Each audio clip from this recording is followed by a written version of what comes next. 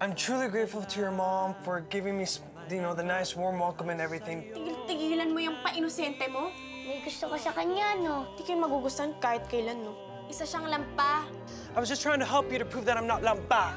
Anya, ikaw na lang ang makakatulong kay Josh. Ikaw na ang sumama kay Josh para hanapin ang mommy niya sa Batangas. Ma'am, sana hindi niyo na lang inampun yung bata. Ampun ako? Bitawan mo ako, kuya!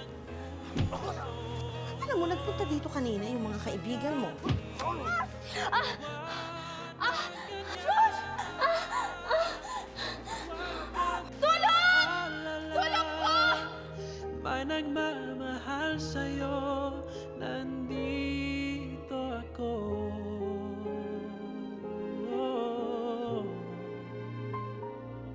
Ale, tulong po! Dali natin siya sa bahay! Emil! Emil, tulungan mo kami! Emil! Ano nangyari? Tulong po! Hindi ko alam! Dali na sa bahay! Dali na sa bahay yan! Mabuti na lang, mababaw sugat niya. Malayo pa naman klinik dito. Sa tingin niyo po ba magiging maayos pa siya? Mukhang okay naman siya. Sa napakatagal na panahon. Sa napakatagal kong pangungulila. Maghihintay, Diyos ko, Emil. Hayaan muna natin siyang makapagpahinga. Anak ko. Anak niyo po? Josh ang pangalan niyo, di ba? Josh Bradley. Opo. Ako si Cara. Ina niya. Kayo po ang nanay ni Josh.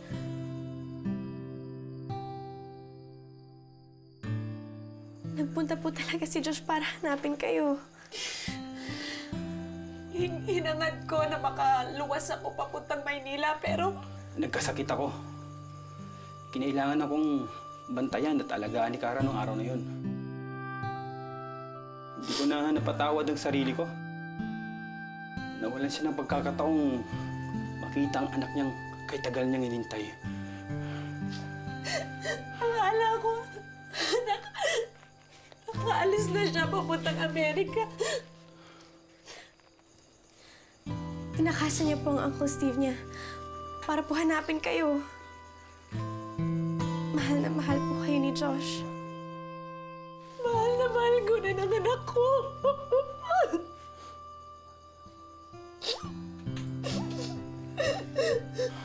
Anak, mahal na mahal.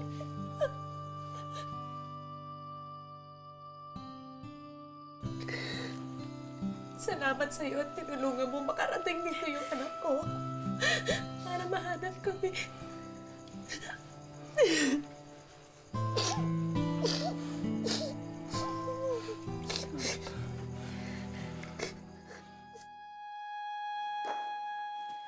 Yaya, si Holly tumawag na ba? Hindi pa. Nag-aalala na nga ako, ma'am eh. Baka tuluyan ang napahamak si Holly. Marunong siyang umalis, dapat matuto siyang bumalik.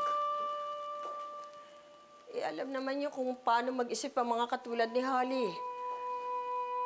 Isip bata. Padalos-dalos. Ang sa akin lang naman hanapin natin. Huwag natin pabayaan. Ano gusto niyo gawin ko, Yaya? Paradyo ko. Ang hirap kasi sa inyo, masyado niyo kinonsinti ang alaga niyo. Tingnan mo, yan. Hindi lang ang sungay tumubo sa kanya, pati pangil niya. Baka nasa bahay ni Anya, yung kaibigan niya. Baka doon nagpunta. Alam mo ba yung address? Oo, meron ako. Kukunin ko. Sandali lang ako.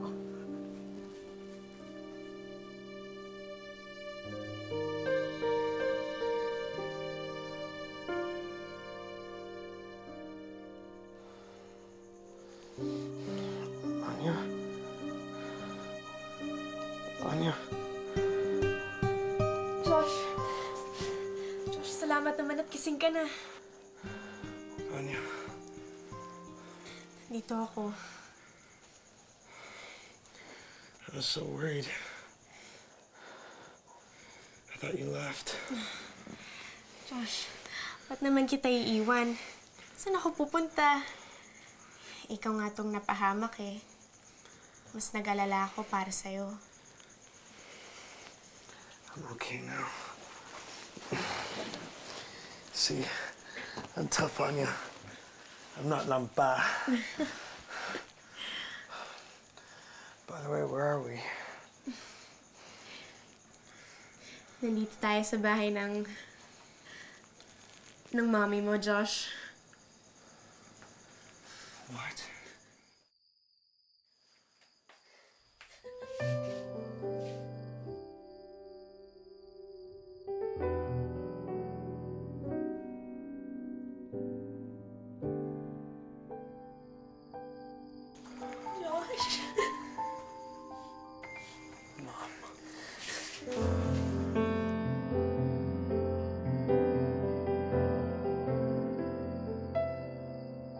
Mayroon akong nais malaman.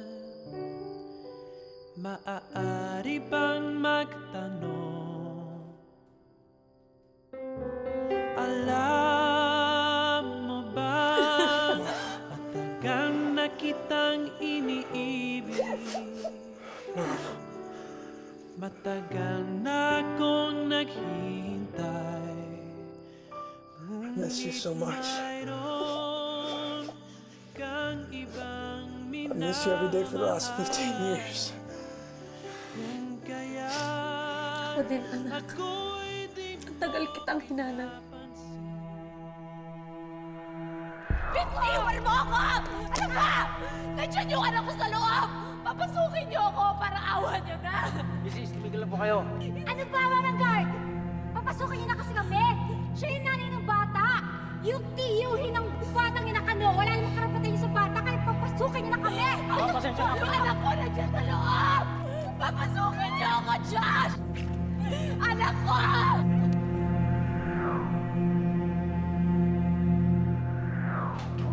Ano nangyari? Na-deny na naman ako. Hindi na naman nila in-approve yung visa ko. Diyos ko naman. Ano ba yan? Ilang beses ka nag-apply dyan eh. Hindi ba sila naaawa sa'yo? Ano ba yan? Hindi ka naman pupunta doon para mag-TNT. Hanapin mo lang naman yung anak mo. Ano bang hindi nila maintindihan doon? Hindi ko alam, Mylene. Hindi ko alam. Paano ko pa mababawi yung anak ko? Paano ko pa mahahanap si Josh?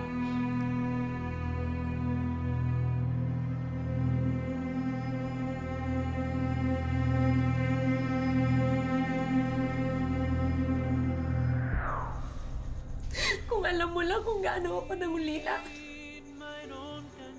Akala ko mamamatay na ako nang hindi na kita makikita ulit. I've never stopped believing, Mom. I knew I'd see you again. I always knew.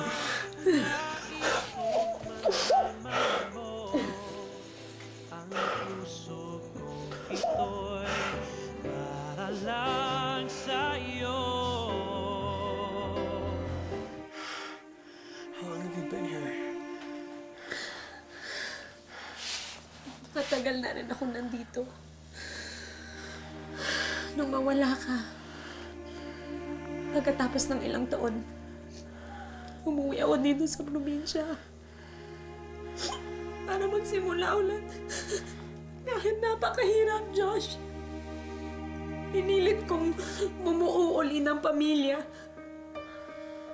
Pero nakapag-asawa ko ulit. Emil ang pangalan niya. Mabait siya. Tsaka talagang tinulungan niya ako na makabangon ulit. Where is he? I'd like to meet him. Nangingisda lang siya, pero balik na rin siya. Makikilala mo rin siya. Does he know who I am? Alam niya may anak ako. Wala akong tinago sa kanya.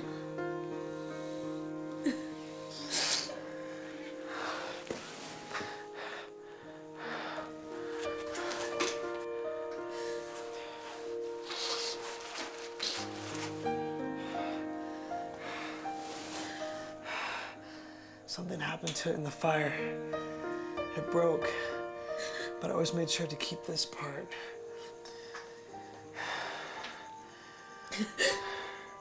Ito yung kalahati ng relong binigay ko sa'yo.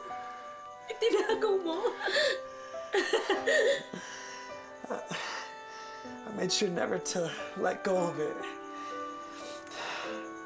It's the only thing I have left of you.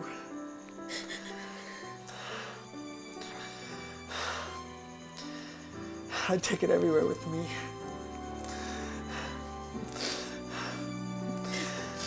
It's like what you said.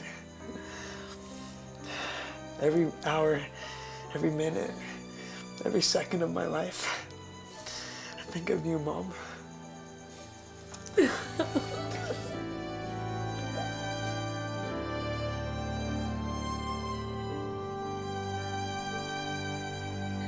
Ano kaya handa ni Josh? Sino kaya kasama niya mag-celebrate? Baka na meron siyang children's party. 12 years old na si Josh ngayon. Siguro laki-laki niya na. Ano kaya iniisip niya? Naalala ko, nung 3 years old lang si Josh, wala talaga ako kapera-pera noon. Pero talagang gumawa ako ng paraan para mabili ko siya ng cake. Nung nakita niya yung cake, Mylene, tuwang-tuwa talaga siya. Ang saya-saya niya.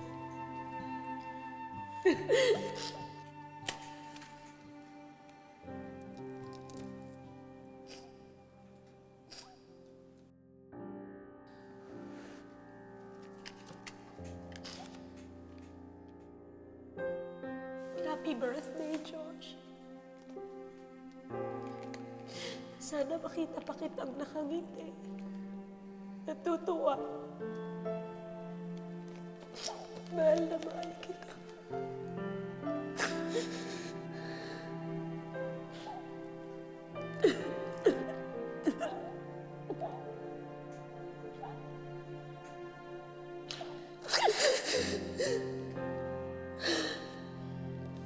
Mylene, naaalala pa kaya ako niya? Baka nakalimutan niya na ako. Hindi, ano ka pa? Siyempre naaalala ka nun. Kasi diba, ikaw ang nanay niya eh. Iisip ka nun.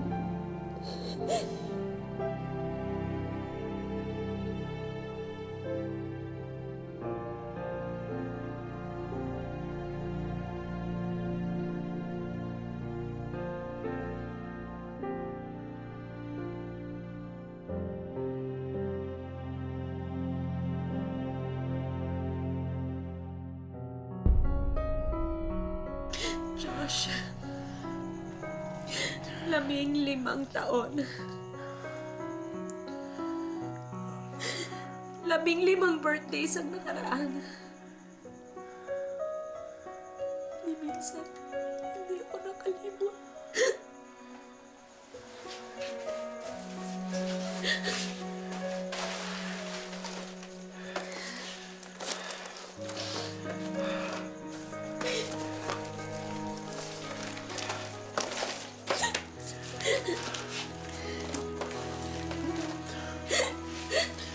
Happy birthday, anak! Nandito ako, umiibig sa'yo, kahit na nagdurugo ang puso.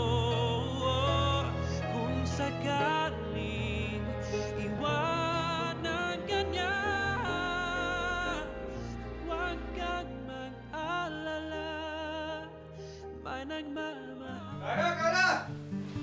Marami akong benta tuli. Pinagtira kita ng tuligan at sugpo. Josh, ang Tito Emil mo, asawa ko.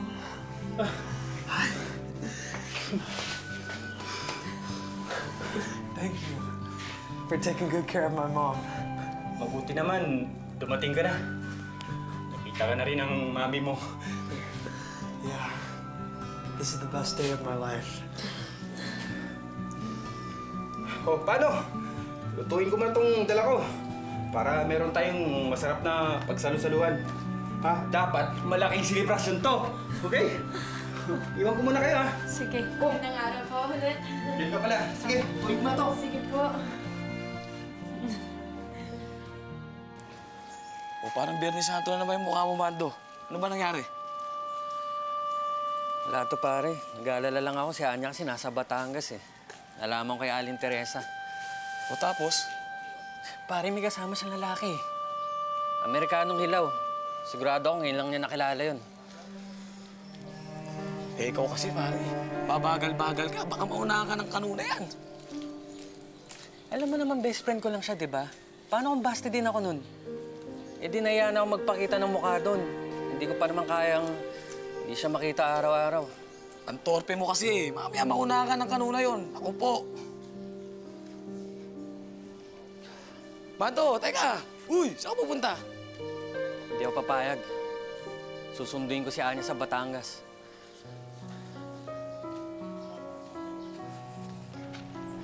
Maraming salamat sa pagtulong mo sa anak ko. Wala po yun. Kung hindi mo siya tinulungan, eh di baka hindi na kami nagkita ng anak ko. Sa maikling panahon po na nakilala ko si Josh, alam ko naman po na kapag may gusto siyang gawin, gagawin niya. Wala pong makakapigil doon. Hindi yung titigil. Tsaka po, kahit naman po hindi ako kasama, alam ko naman pong mahanap niya pa rin kayo. Salamat pa din. At least nagkaroon siya ng kaibigan dito. Mahirap kaya para sa kanya maghanap ng mag-isa. Salamat talaga sa tulong mo. Hindi lang naman po akong mag-isang tumulong kay Josh. Meron pa po kami isang kaibigan. Sino? Si Holly po. Nandito ako, umiibig sa'yo, kahit na nagdurugo. Oh, yan. Bayad, ah. Ayan, sa matamis yan. Ito yung matamis, ito yung maanghang. Sige. Aling Teresa, may naghahanap po sa inyo. Sino? Ayun o, una sa may sakyan. Ay, taray. Meron pa tayo. Sino customer, ha? Nakakotse para bumili ng Meron ba tayong nagawa sa loob? Ay, Diyos ko. Meron pa madami pa. Mamamakyaw yan.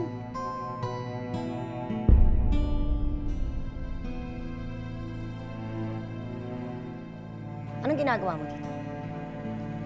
Ikaw ang nanay ni Anya Dionisio? Oh, bakit? Ano kailangan mo sa anak ko? Oh my God. Kaya pala. Kaya pala nangamoy beer house yung bahay ko na tumapak yung paa ng anak mo. Dahil ikaw palang nanay. Ay, teka. Matalas ang dila nito ni ate. Teka, andito ka ba para bumili ng barbecue o para insutuin kami? Hindi ikaw ang kinakausap ko. Ay. Huwag mo madamay-damay ang anak ko dito, ha? Oh, it's too late.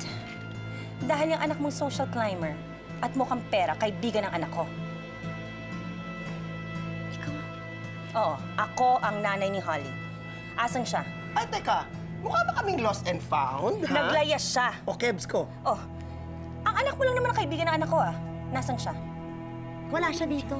Kaya makakaalis ka na. Yung anak mo, gusto ko makausap. Wala rin si Anya dito. At kahit nandito pa siya, hindi ko siya ipapakausap sa'yo. Tara na. Bakit? Natatakot ka? Na malaman niya yung baho mo? O alam niya na? In fact, you must be preparing her to be like you. Walang Yabang mo, hoy!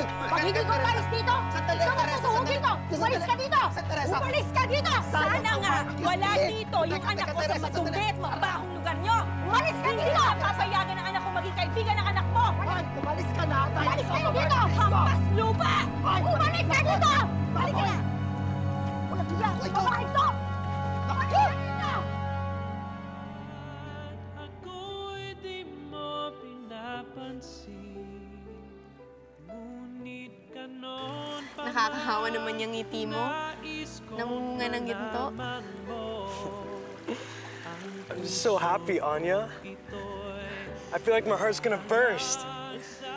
Can you feel it? Hindi kaya dala pa rin yan ang pagkakahampas sa'yo? Kaya ang bilis pa rin ang tibok ng puso mo? Nininervyos ka pa rin ba? You silly girl. I'm okay now. My head doesn't hurt anymore. I feel like the strongest man in the world! And the luckiest, too. Eh, ang swerte mo naman talaga eh. Nasa iyo na ang lahat. Fame, fortune, pati na rin ang nanay mo. There's one more.